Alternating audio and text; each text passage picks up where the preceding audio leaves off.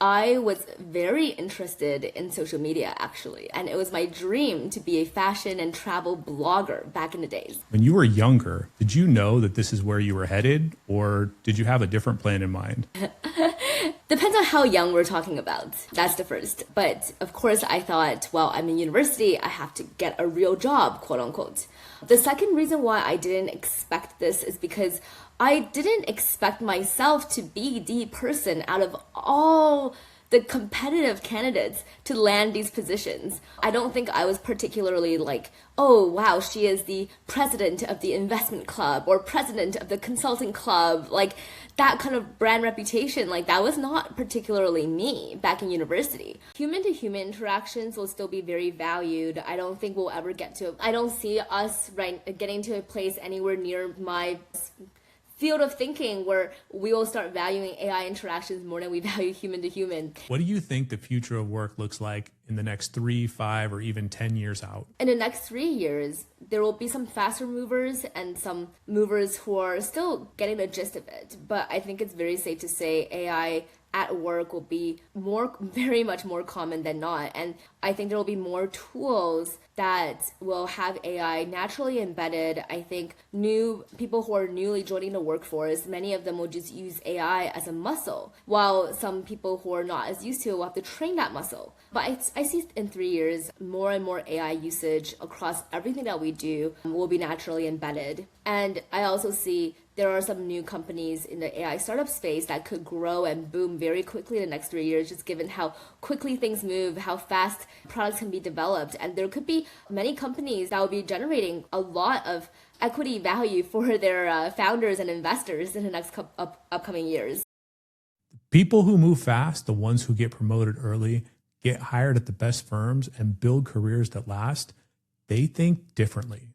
They lead with the answer, they structure everything, and they never hope the story tells itself. Our guest today didn't stumble into success. She started at Goldman Sachs, then landed at Boston Consulting Group, one of the hardest firms in the world to get into. She didn't just get in, she got promoted ahead of schedule twice. By 25, she was one of the youngest managers at BCG globally. She became a project leader. She coached over 100 consultants across 25 engagements, and she interviewed and hired the next generation of talent coming through the door. Business Insider called on her to break down what actually separates the people who get the offers from the ones who don't. Her superpower is top-down thinking. You lead with the answer, then you back it up. No burying the point. No hoping the audience figures it out. The answer comes first every time. Now she's built something of her own, a brand that aligns to career strategy, AI tools, and what it really takes to get ahead in your career. And when she's not doing that, she runs a separate fashion and lifestyle account. Business in one window, style in the other. I'm a big fan of her content and the lessons she shares on Instagram at Kelly Career Mode. Really looking forward to this one. Kelly, welcome to the show.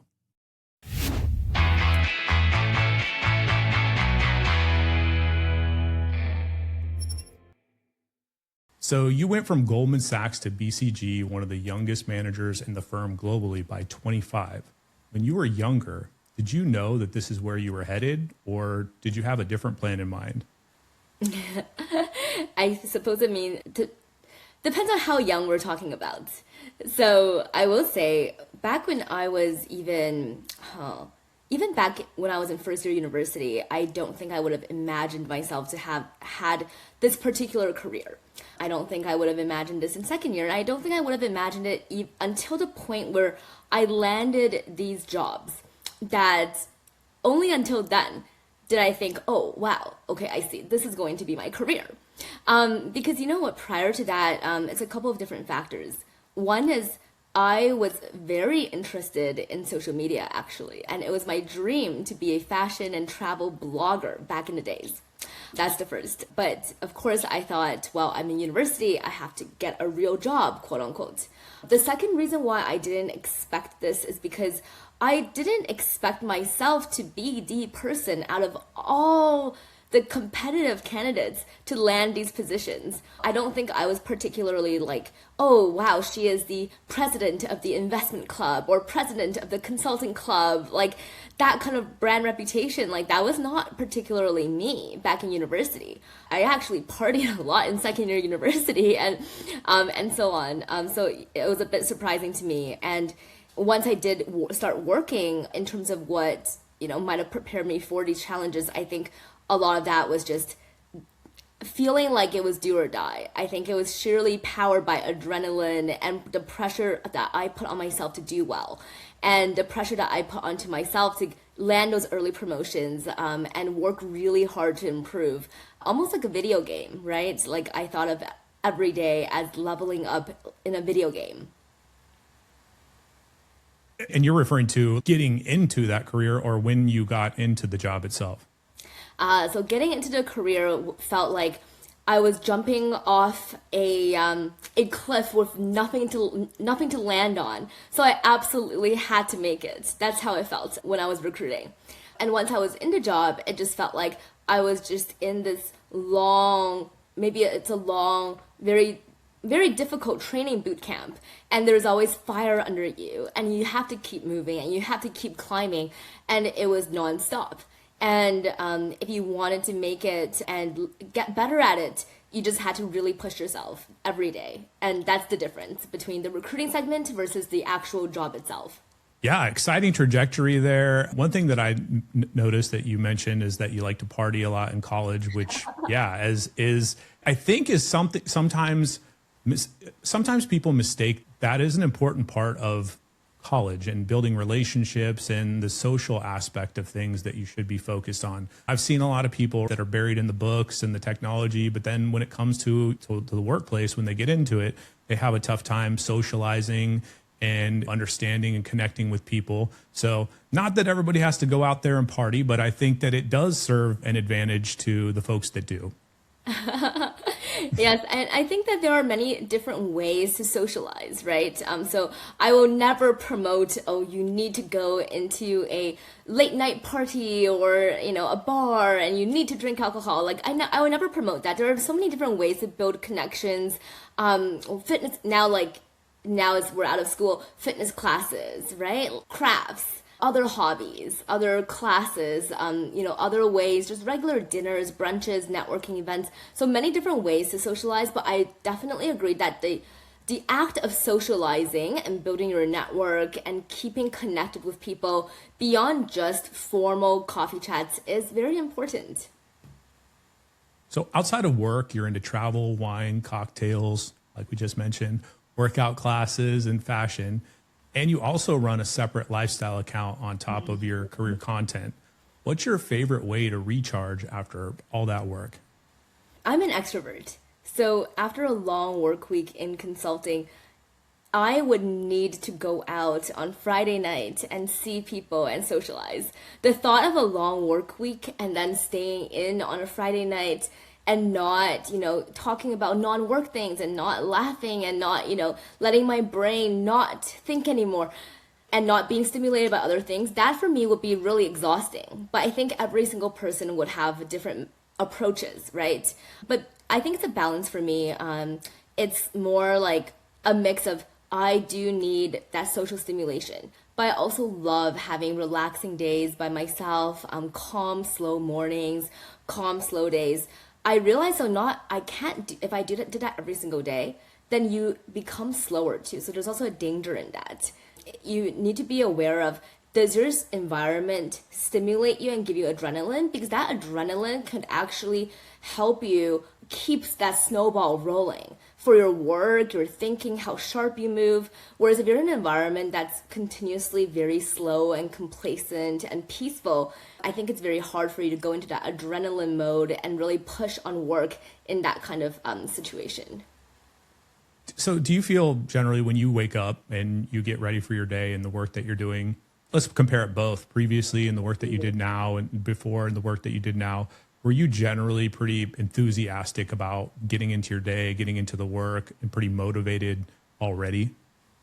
I was always very motivated to be able to do the work, right? But back in consulting, The first 2 years, it was pure motivation because I was gunning for that promotion. I wanted that first promotion, the earliest window. There was no need for me to be so invested into that emotionally, but there are several windows you can get the promotion.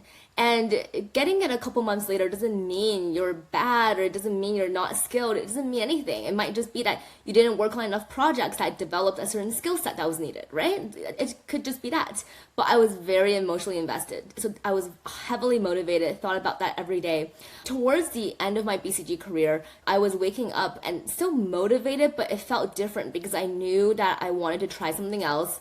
And the motivation was more, oh, I can't let my team down. Now I'm on the hook for so many things during the day.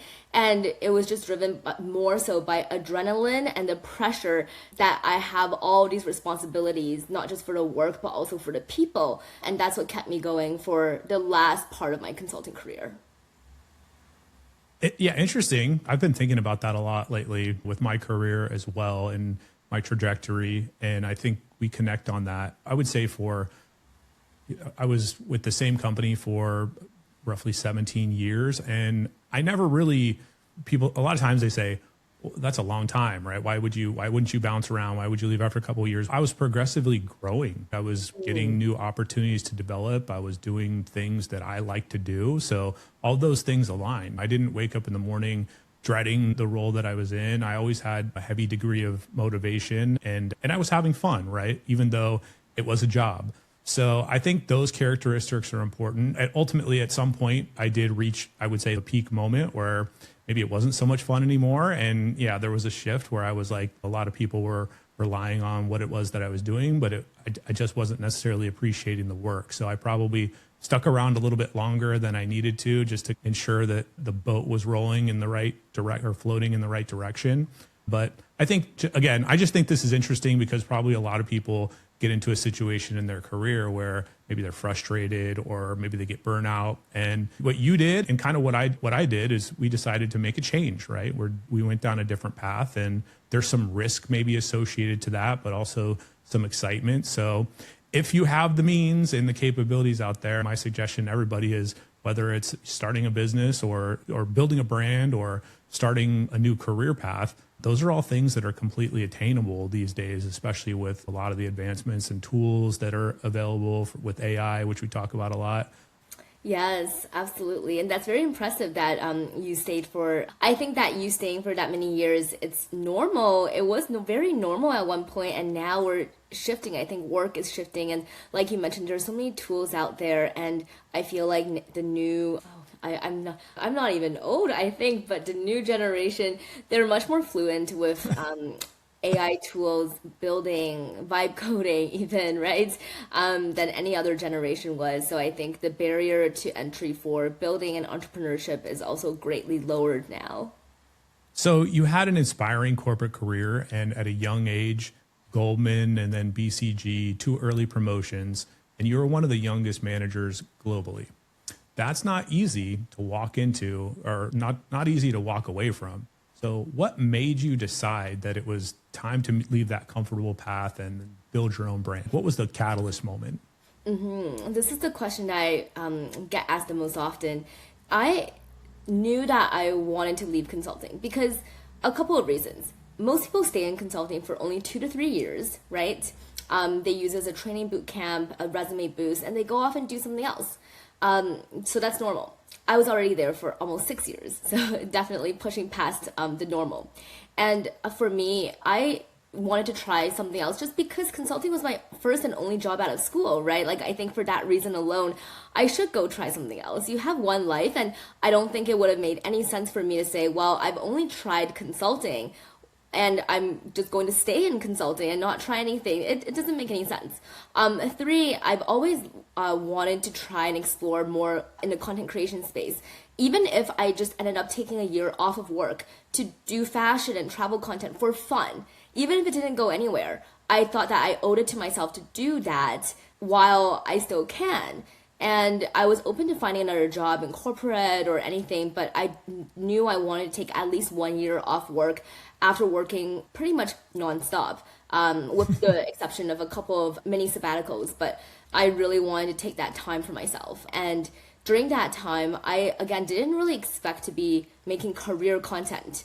But as I was playing around with all sorts of formats on TikTok, I was trying everything. I'm actually originally a photo person. So when the world moved to video, I didn't catch up. And I was experimenting with video formats, even like lip sync transitions.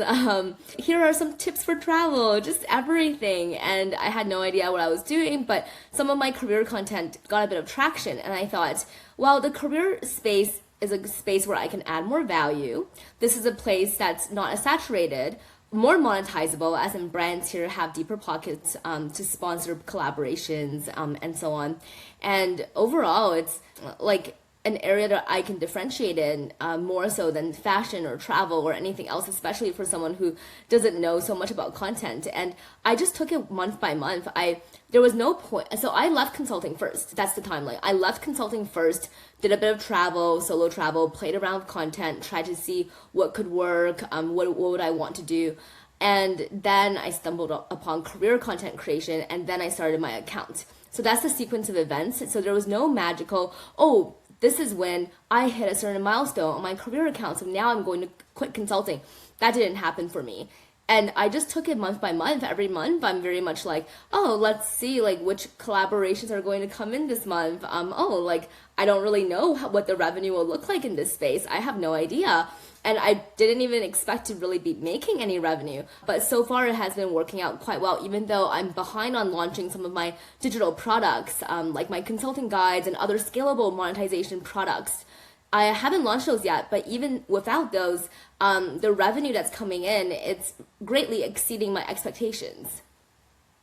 So Kelly, going back to your brand in particular, can you kind of give a description or an overview for the audience of what are your focus areas? What do you talk about typically within Career Mode Kelly brand and page? Yes, I have a social media account called @KellyCareerMode. I created this because, as Jeff mentioned, I do have a separate personal account, and I'm still thinking about how to best grow in the future and how I would want to be branded going forward. However, right now it is called @KellyCareerMode. The topics are tactical advice on a lot of business communication. So how do you communicate? What should you do in this situation? How would a top 1% performer do these actions compared to someone who might just be good or just be mediocre? And what about consulting? What is consulting all about? And how can one prep for consulting interviews? So it's a lot of educational content right now on really practical work tips, as well as a bit about my learnings and where I've made mistakes and how I now think about things. If I had to summarize in one sentence, it would be to help someone become a top 1% performer by coming to my page and looking at the content pieces. As for future evolution, I'm still thinking about this, how to make it a bit more, even more broad, how to grow this into something that's bigger, whether it is on the career side or on something that's more personal and more fashion oriented. So these are still top of mind for me. Yeah, and we talked about this before, but I just think this is an interesting topic. It's maybe not necessarily the career aspect of it, but more back to that content creation and your brand and whatever that brand is. I think it does align to how a job, or let's say hiring managers or companies or recruiters, they're going to view you based upon that brand that you have and what you've built out. And what I've learned is that it's an iterative process, right? You kind of have to figure out what is that brand, and you might kind of lose interest, right? Similar to the way you might lose interest in your job or what it is that you do, but you kind of have to continuously be considering what it is that you want to talk about. So what your brand is today may change tomorrow, but I think all of those pillars that you have right now that are in place right now are absolutely valuable and appreciate. And I like your content. So thank you so much. So you talk about top-down thinking, leading with the answer, and then showing your work. Most people do it the other way around. Why does that order actually matter so much, especially when the stakes are really high? The easiest way to think about this is, how do you want to be? What does your audience want to hear? You are communicating to an audience, and if you are communicating to especially a senior audience or the clients or people who care more about your end results, you absolutely need to lead with the key takeaway first. they don't have interest in hearing first about the methodology or your approach or anything. In fact, a lot of the time you can say, here's the key takeaway, one sentence on this is the approach that I took. I'm happy to schedule time separately, or I'm happy to dive deeper if you'd like to hear more about the analysis, the other considerations, the data used, so on. But time is short, people have low patience, and you need to know your audience. Hence why top-down communication is very important. Yeah, and I resonate with that in terms of like meetings themselves. When I started working with Meta as my customer, I remember they were going through a hyper growth phase, and it was tough sometimes to even get a meeting room. We'd be waiting outside as soon as one opens up. We'd be popping in. And usually 30-minute, 15, sometimes 15-minute time slots. And so my experience and trajectory up to that point had been a lot of heavy conversational types of communications with my customers. And it really came down to, we don't have time for this. There's going to be a meeting right after this. So get to the point, get what it is. If there's some time left over at the end, then obviously maybe we can spend it doing other things or discussing other things. But unfortunately, there wasn't a lot of times. But I do think that's just the trajectory of the way things work these days, especially in like tech companies or more fast-paced types of environments. And going in as, let's say, kind of somebody who's entry level or trying to figure things out, I think that's a significant tip. I even had a lot of new hire recruiters that I would work with, and I'd ask them questions sometimes, and I'm super busy too. And I'd ask them a pointed question, and they would give me a lot of unnecessary details at the beginning. And I would say, not to rub you the wrong way here, not to be blunt, but I need the answer first, right? Give me the answer, right? And then we'll go from there, right? And then we'll determine whether or not those additional details matter or are necessary. I agree. And I think that's a learned skill, but a valuable message out to the audience as well. Absolutely. So you were coaching over 100 BCG consultants across 25 engagements. That's junior staff all the way up to leadership. What was the most common thing that you kept having to fix over and over again? Yes, I will say there are a couple of things, but the first thing is communication. And it's very broad and it's very abstract, but during my time coaching, whether it's formal or informal coaching, you would be very surprised to the extent of which communication can make or break teams and productivity. And I don't just mean communication in the sense of updating status updates, right? It's also about communicating what is the work that is happening, as in what is the actual problem of this work? What solutions do we need? How do we effectively argue with each other in a way that's professional, that gets our point across without diving and succumbing to groupthink? Or work aside, right? Communication as the engine to voice what you need to make the job work for you, especially when you're exhausted. So maybe communicating your needs, when you need a break, what could be a really meaningful thing that the team can do for you that will make your life easier. It could be communicating when someone needs feedback. So communicating feedback to them, or someone communicating feedback to you. And it's because this is so ambiguous and nuanced that it's such a difficult and specific too. That's a very difficult area to get right. And there's no right answer, but it's just something that everyone constantly needs to improve on, especially because communication styles between people, depending on who you're dealing with, you need to change that every single time. So I would say communication is a very big part of the coaching aspect. And the other coaching aspect, I think it's very specific to the teams themselves. It's just really, how do you approach the work? How do you think in this way? How do you bring on more structured thinking? Which resources can you leverage that you're not thinking about? So then all of that is just a bit more, work-centric, but broadly communication. And this is true across all organizations. Yeah, and I think this conversation piece is definitely important, especially as we move into technical tools that are going to be able to do a lot of tactical stuff. I think the differentiator for a lot of people is that communication piece.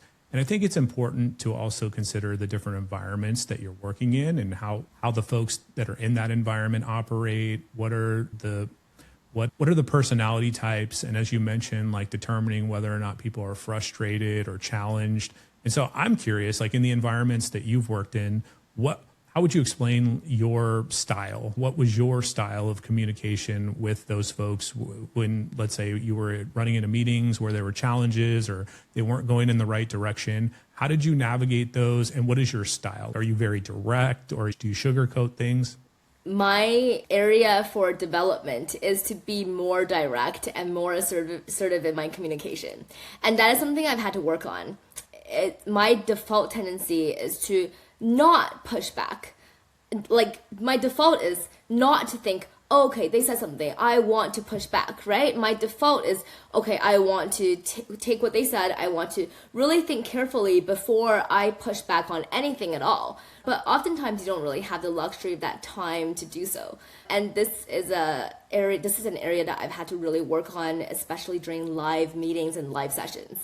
If it's with my team, so since I became a manager with my direct reports, that naturally became less of an issue because your job as a manager is to pressure test many of the things that your direct reports raise. And so I'm switching gears, and my default muscle of my direct reports is always to think pressure test, like, are they missing anything? Is this really correct? Have you really thought through, right? And that helped me improve a lot in that aspect. Otherwise, I would describe my style as it varies in this world of corporate employees and some A-type personalities. My style probably leans more towards a more relaxed, friendly style. More relaxed, friendly, less assertive. But I think maybe that's just me comparing this to my consulting colleagues and consulting seniors and senior clients. Maybe if you took me in a maybe like a more relaxed corporate environment on a more relaxed team, maybe my communication style would be extremely comprehensive, sharp, and a lot more direct than what they're used to. Maybe it's just a matter of comparison. It sounds like what you did worked, obviously, in the environment that you're in. And what I heard you say, which is important, is that you were asking why, right? Seeking to understand what challenges and explaining the answers behind, or digging deeper. And I think that's an important aspect, is to not just leave, if you're identifying a challenge with an employee, or if you are an employee and you're identifying a challenge with your manager, trying to understand that why, just leading with that thought process, maybe not always using the word why, but you're essentially trying to go down that path of understanding that person and understanding what the motivation is behind it. That'll help you not only, again, from a managerial perspective, but also as an employee. Sometimes we make decisions based upon what we think is relevant, but we're not necessarily looking at that bigger picture or what the impact is on the organization. So I think you're doing it the right way. Thank you. You use a tool called Perceptus AI. It forces top-down thinking from the start and builds consultant-grade slide decks. I think you're going to give us a brief little demonstration about this as well, but can you just tell us what it actually does? Yes, Perceptus.ai was developed with the input of many expert consultants, and they are an AI slide maker that is very effective for consulting and corporate purposes. What it does is you can type in prompts and it could generate real decks for you based on your storyline. It can also generate individual slides, and with tons of graphs and different ways of inspiring you to show your analysis the most effective way to get your points across. And I will share my screen. This will only take a quick moment. I just want to show you what Perceptus.ai actually looks like. Okay. So what I really like about Perceptus.ai here, so I have a deck open. You can see these pages are very detailed. So if you are working on slides that require heavy analysis and reporting with all sorts of different visualizations for corporate purposes, right? If corporate finance, take a look at this, the way that they do the waterfall charts, the way that they highlight the insights on the side, it's very, even reporting the financials, it's very aligned with how top consulting firms create their slide decks. And what I really like is you can actually edit some of the changes just by typing. So if we have time, I'll show it. But basically, if I go onto this slide and I say, okay, can you add a few arrows on the graph to point out the key insights? And then I can submit that. So essentially, now while that's working, we can do other things. But you can edit the slides themselves just by typing and describing the changes. And again, they can create real slide decks like end-to-end or individual slides for all sorts of purposes, whether it's marketing, finance, strategy, so on. I like it. Yeah. I know obviously that's a big part of a lot of people's jobs is presenting data, analytics, and reporting, and a tool like that seems super useful. Yeah. You can see that they've added some arrows and some pointers. Of course, it might not be perfect on the first try, but you can go in and make some direct edits, and you can also command it to do different things too, like create a new section, change the look of that graph, right? Add new call out boxes. So plenty of things you can do without actually manually having to do it. Yeah, really cool. So you spent 30 days straight inside Microsoft 365 Copilot, including the agent mode, where it edits your documents directly. What was the moment during that challenge that that genuinely surprised you? I underestimated how big of a difference it would make for the AI to directly have context into my work and be able to reference my work.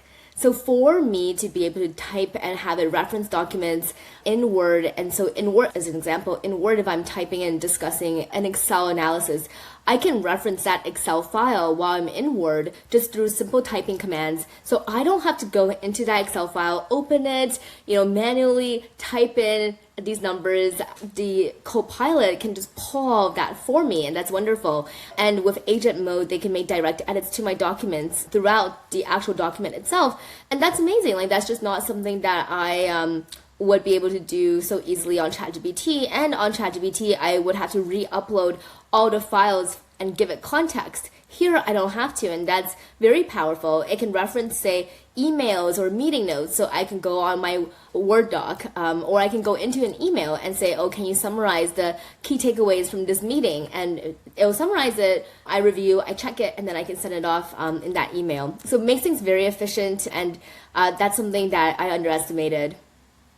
Yeah, I played around with Copilot a little bit myself too, and that memory feature of understanding what's going on with previous conversations that you've had and integrating those in. Let's say you wanted to update an email, and then all of a sudden it's bringing in context from previous conversations you've had is a game changer. And I just see the tools, a lot of them migrating in that direction right now, where memory is starting to be integrated and included. So you've done hundreds of coffee chats, which are short, informal conversations to learn about someone's work or a company. Now, most people treat these as just casual interactions, but what's the real game going on inside a good coffee chat? I would suggest for people to think of it this way. You are speaking to someone, whether it's in an interview or a coffee chat. You want to differentiate yourself versus other people. And how can you do that? So I think the first thing is your energy. How do you present yourself? What kind of energy are you exuding? You should get really crystal clear on thinking about what impression do I want this person to walk away with of me? And it does not need to be your full authentic self. And this is something that I've, had to come to terms with, because how my friends see me outside of a professional environment is going to be very different versus how I am engaging with a client or my seniors at work, or if I am doing a coffee chat or an interview, and that's okay. So think about really what do you want them to take away from your energy during this conversation. And then also then next think about your content. How can you stand out? How can you ask more thoughtful questions? How can you show that you've done more thinking and more research than someone else? How can you share more perspectives about you? One thing that's very common in coffee chats is some people do a lot, and they can walk away not remembering or knowing anything about you. And that's not good. And so people also underestimate the power of sharing a bit of personal anecdote and background, because people remember stories and people resonate and do emphasize with other people. So if you are sharing real stories about your background, your experiences, your goals, what do you really want? What have you found to be, really inspiring, and what are you excited about? Sharing some of this stuff, it's really helpful. Or beyond work, some personal hobbies that you and the other person might connect on, some fun conversations that you two have common interest in. Don't underestimate the power of these two. Yes, I agree. Bring in a piece of your personality, but understand that you need to target your audience, and that situation that you're in is probably going to be a different conversation that you're having than you're having with your friends or family. And making a connection is key to those coffee chats and relationships and interviews. And something I talk a lot about just in as it relates to interviews is similar to what you mentioned. Come in with energy, come in with a plan, and come in also describing how you're planning on solving the problems that employer has.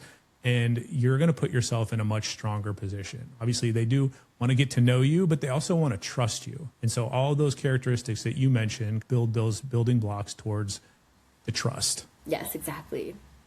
So you are also interviewing and hiring candidates at BCG, and you've seen it from both sides of the table. What would you say is the one thing candidates do in a case interview that kills their chances and that they have no idea that they're doing? Also, can you explain to the audience what a case interview is? Absolutely. So I'll start with the second part of the question. So a case interview is the standard evaluation format of consulting companies and now even some corporate companies and startups, depending on your role. The case interview is essentially where you are presented with a problem and you will want to analyze that problem and present a recommendation during that interview. So that's what it is. Some examples would be questions like, our client company has experienced a loss in profitability over the past year. Can you help us understand why and how can we improve this? It could be a question like, our client wants to expand into a different market, a different geographic market. Should they expand into that market? Why or why not? Our client wants to purchase another company, so M&A. Should they proceed with this deal or not? So all sorts of different things to think about. And there are actually 3 things candidates mess up the most on. The first is they jump to conclusions too quickly. So as they're going through the analysis, they're evaluating, let's say, market size. And they see, okay, China has a bigger market size than Japan. And because of that means we should launch our products in China. And they jump to that conclusion right away. But no, you need to dive deeper. You need to understand, is this even feasible? Do we want to be in this market? Or will consumers resonate? What's our projected revenue? And what's our projected profit? What are other legal and ethical considerations? So many different things, right? And you cannot just jump to conclusions that quickly, but this is very common. Or candidates see revenue potential only, and they say, oh, well, this one has higher revenue potential, but you need to think about the profitability, the profit potential, right? So that's number 1. And the number 2 mistake candidates make is, especially now with AI, throwing too many buzzwords. So now it's, hey, there's a solution that we need. Let's throw AI at it. Let's use AI to make this better. Let's use AI to reduce costs. You need to be more specific. I don't think the interviewer will appreciate just broad, general, use AI, use AI, use AI. Like, what do you mean, right? Like, it just feels like a cheap way out of presenting a solution. So that's not great. And then the third is not walking through your thought process. You can actually not arrive at the completely right answer, but if you can show your thought process and your rationale, explain, hey, I'm asking you this question because of XYZ. I am saying this because of XYZ. I want to make this calculation because of XYZ. And you explain your thought process very well and justify it. And that is really helpful because a lot of candidates will just say, well, I think we should do this and not explain their thought process. Yeah, one thing that connected with me, all that is great in terms of skill proof. That's what that assessment and or conversation is essentially doing. You're having to prove on the spot that you have critical thinking, you can problem solve, and you're proving that, which I think is definitely more of the evolution in hiring and the way things are going. You mentioned it as well. AI tools can do a lot for us to enhance our capabilities, but they're not the ultimate answer. You are, and in your ability to understand what that AI is saying, you're using that as an assistant to you. So to your point, leading with it and saying, we're just going to leave it up to AI to solve it is definitely not going to resonate very well with that person who's interviewing you. But being able to speak to the projects that you've built, let's say with AI, or the tools that you use, I think those are valuable types of conversation. It's just the distinction, ultimately not relying and just saying, we're going to throw it into ChatGPT and we're going to get an answer, because That's just not really how it works. Yeah. Yeah. And then I also think really cool too that you mentioned showing your thought process on that as well, which is key. How did you come to it? We're not always going to come to the right conclusion, but what's your logic? What's your understanding? That tells a lot about you as an individual in both those meetings and interviews. Exactly. A lot of leaders right now are scared that their teams are falling behind on AI. Now, you've tested more tools than most. Genspark, Perceptus, which we just saw, Lovart, Claude, ChatGPT. Where do most leaders get this wrong when they try to bring AI into their team? And also, I think you're going to give us a quick demo too of Genspark. Yes, exactly. So where do most leaders get this wrong? It's very interesting. I was just at a Microsoft Work Trend Index event. And Microsoft publishes the Work Trend Index looking at AI's impact or technology, AI impact on work and our future of work. And one thing that they emphasized was leaders need to think of AI adoption in terms of systems. So leaders need to build systems that enable AI adoption more effectively in the workplace instead of focusing on the individual AI tools, right? And so this was something that was emphasized in, again, the Microsoft Work Trend Index.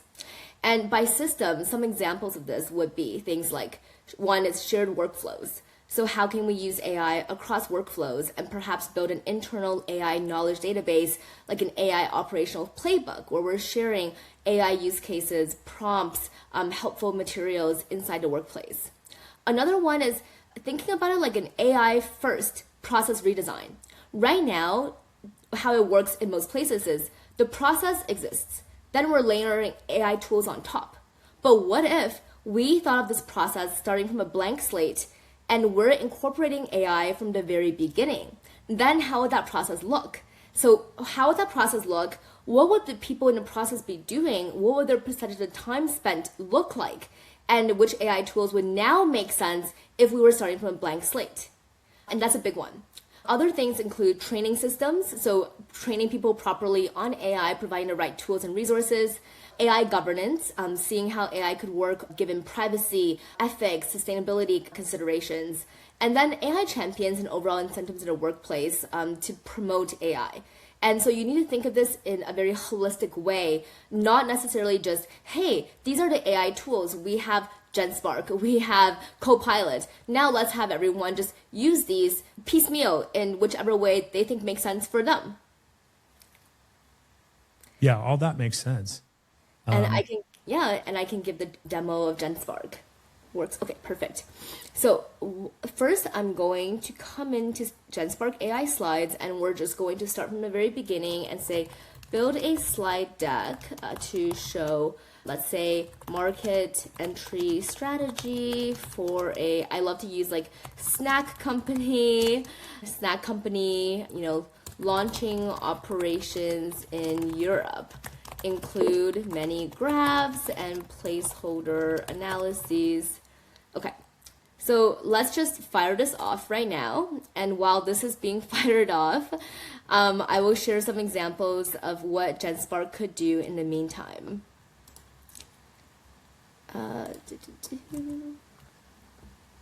Okay, so I also have another tab open that shows what some examples of the slides would look like. So here you can see what I really love about Genspark is it gets very specific. So you can see here the way that they lay out the summary, the insights, the graphs, if this template loads, it's very precise. And even things like KPI trackers, color coding, legends, it's great. Well, it's not loading. So I'm curious, going back to that memory conversation, does it have a memory of how, or like of a style that you typically use, or do you go in and just create a new style or it creates a new one each time? You can choose which template you would like to use. Okay, great, now it's loading. So yes, you can see, like, I love the color coding, I love the shading, the legend, the colors, like, all of this looks amazing, right? And see how detailed this is. This is like A+, what we would show to our clients. You see like the way that the graphs look, how much variety they have in the graphs, how detailed the numbers are, the icon usage, the way that the information flows from page to page, the ability to generate maps so easily that used to take so long to create, right? Even though we outsource a lot of that creation, here you can see like even the colors and the way that like the dash versus the non-dash lines, it's all really great. Yeah. Yeah, and you mentioned before that obviously you guys, or you had it would take time for people to build those. And that's kind of like, from my experience, going back to software development and the iterative process of that, where you ultimately would say, hey, I have an idea, and then you'd have to go back and forth with the developers, get it created, and maybe throw your perspective into it. But this becomes so much more seamless because you get to interact with it directly and tell it, no, that I'm actually looking for this information, or modify this here. And it's just, again, significant productivity gains with tools like this that should be highlighted. Such a different experience. Exactly. And so here, like, let's go back to this tab. All I did here was I just said, hey, building a slide deck. I want to show market entry strategy for a snack company launching operations in Europe. And I said, include many graphs and placeholder analyses. So it's loading. This is more, see, like the code is being generated so quickly. Like, look at that. And you can see here, like, this is the title page. It looks pretty clean. Look at that. Like, look how beautiful this is. Like, it's so clean. Like the way that the colors are set up, the way the line charts look. I'm so excited about this. We'll give it a few more moments for the rest of the pages to load. But yeah, this is super exciting. Kelly, we talk a lot on this show about being an architect of your career and not just a worker. And as someone who builds the future on purpose, looking at where things are headed, what do you think the future of work looks like in the next 3, 5, or even 10 years out? Future of work, and I know I alluded to this a little bit with the Microsoft Work Trend Index discussion, talking about AI and systems. I think more of this will proliferate across organizations. In the next 3 years, there will be some faster movers and some movers who are still getting the gist of it. But I think it's very safe to say AI at work will be very much more common than not. And I think there will be more tools that will have AI naturally embedded. I think new people who are newly joining the workforce, many of them will just use AI as a muscle, while some people who are not as used to it will have to train that muscle. But I see in 3 years, more and more AI usage across everything that we do will be naturally embedded. And I also see there are some new companies in the AI startup space that could grow and boom very quickly in the next 3 years, just given how quickly things move, how fast products can be developed. And there could be many companies that would be generating a lot of equity value for their founders and investors in the next upcoming years. In the next 5 years, I think all of that will continue to expand, and I think human-to-human interactions will still be very valued. I don't think we'll ever I don't see us getting to a place anywhere near my field of thinking where we will start valuing AI interactions more than we value human-to-human. And I think a lot of those jobs will still remain. But as for existing jobs, probably many new AI jobs related to AI, like AI testing, AI process redesign, those will open up. And maybe the way that work looks will be different because one person can now take on a bigger scope and scale things more easily with the use of AI. And maybe people who can use AI better than others will have a differentiated advantage. And it won't be so much about, hey, like, can you talk to me about your experiences? Maybe it'll be, oh, like, what experiences do you have using AI to do XYZ task, and how well can you do it? And so maybe that'll become a more common part of the evaluation. I don't think that would be the entire evaluation, but more and more common. And then now in 10 years, I think it's very hard to say. I think just give the past 4 years, things have changed so much. And in 10 years, career as we know it might be a different definition. It might look very different. New careers will be born and many other careers will look very different. Maybe one person will operate just a much bigger scope, and decision-making, judgment, that kind of thinking will be emphasized versus, oh, these are my tasks for the hour. So instead of us being the task doers, it'll be humans being the reviewers and the decision makers and judgment and curators.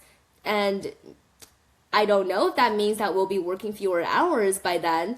It's really hard to say if the average high functioning job, high performing, a very tedious job, maybe all of this will require fewer hours. I don't know what that means for us and our lifestyles. Very hard to say. Yeah, ultimately, I think the hope is that we get to a position where we're able to leverage these tools in order to do the things that we like and avoid some of those things that maybe we don't or are monotonous. I think it's critical just to consider along the lines of what you're talking about is that the jobs will change and we will evolve with the work that comes. I'm not in the perspective that all jobs are going to go away, but I think you're going to have a lot more choices. And then there's going to be a shift of what the work that you're doing right now, absolutely within the next 5, maybe even less years, is going to be significantly different. Put yourself in a good position. Learn the tools, understand, integrate with them, understand how you can position yourself. And then again, in the future, if everything works out right, then you have more opportunities to do what you want. If you want to be a travel blogger, and maybe more people can do that, right? And I think that's definitely the hope. I think there's still a great opportunity for that. And I agree with all what you said. I think I'd like to think of it more as a positive opportunity for the future. Kelly, we're going to wind things down here. Where can people go to follow your work and stay more connected with you and what you're building? At Kelly Career Mode across all social channels. And on my Instagram, I run weekly Sunday chat Q&A, so you can engage with me directly through that. So every single Sunday, I will post a Instagram story, and there will be a question and answer box, and you can type your question in, and then the following Monday or Tuesday, I will get back to those questions. Everything we talked about today is also going to be in the show notes, the links, the frameworks, all of that. Kelly, thanks for helping our audience stay unlocked. Don't be a stranger. Great. Thanks so much.